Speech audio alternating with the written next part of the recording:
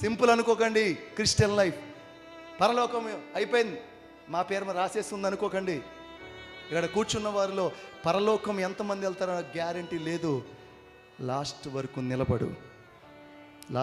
నిలబడు. అప్పుడప్పుడు ఇలాంటి స్ట్రిక్ట్ విషయాలు చెప్పాలి. సింపుల్ అనుకోకండి స్పిరిచువల్ లైఫ్ అనేది. ఆదివారం వస్తున్నా వెళ్ళిపోతున్నావు, ఎప్పుడన్నా శనివారం పిలిస్తే కొంచెం మంది వస్తున్నారు, కొంచెం మంది రావట్లేదు. మీరు పరలోకానికి వెళ్తారా చెప్పండి?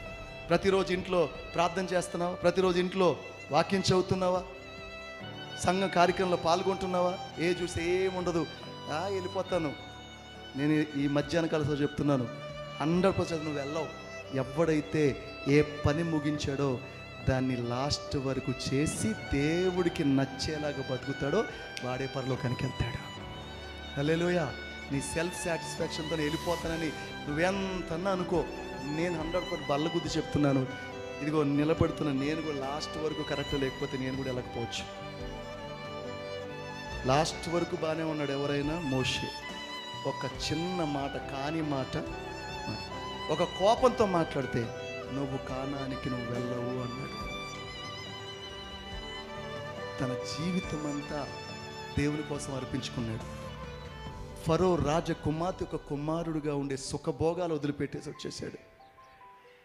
40 సంవత్సరాల అరణ్యములో వారితో పాటు కష్టాలు పట్టాడు. 40 సంవత్సరాలు వారు ఎన్నిసార్లు దేవుడి మీద కోపం అంతా ఎవరి మీద చూపించారు? దైవ సేవకులు చూపించారు.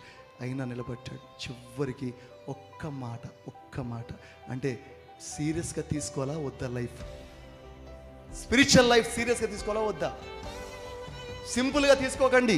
నేను ఎందుకు ఈ మాటలు చెప్తున్నాను, కొన్ని రోజులాగే చెప్తాను నేను. ఎందుకంటే నాకు అనిపించేది ఏంటంటే, ఎక్కడ చూసినా మరణాలే, ఎక్కడ చూసినా ప్రమాదాలు, ఎప్పుడు ఎవరు చచ్చిపోతున్నారు అర్థం కావట్లేదు.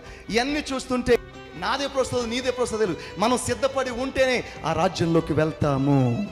హల్లెలూయా. సింపుల్గా తీసుకోకండి లైఫ్ని, ఈ స్పిరిచువల్ లైఫ్ని సింపుల్గా తీసుకోకండి. ఇదిగో ఈ రోజు నుంచి ప్రభు అంటున్నాడు, ఇదిగో నీ టైం దగ్గరికి వచ్చేసిందేమో, నీవు ఈ రోజు నుంచి స్పిరిచువల్ లైఫ్ మీద సీరియస్నెస్ తీసుకో, ఆధ్యాత్మిక విషయాలు సీరియస్ తీసుకో, ఆసక్తి చూపించు, దేవుని కొరకు ఒక బలమైన వీరుడిగా బతికేలాగా ఉందువుగాక. ప్రారంభించిన పనిని ఆపేసావు, తిరిగి నువ్వు ప్రారంభించి ముగించునుగాక. నేను నిజంగా చెప్తున్నా, సీరియస్ చెప్తున్నా.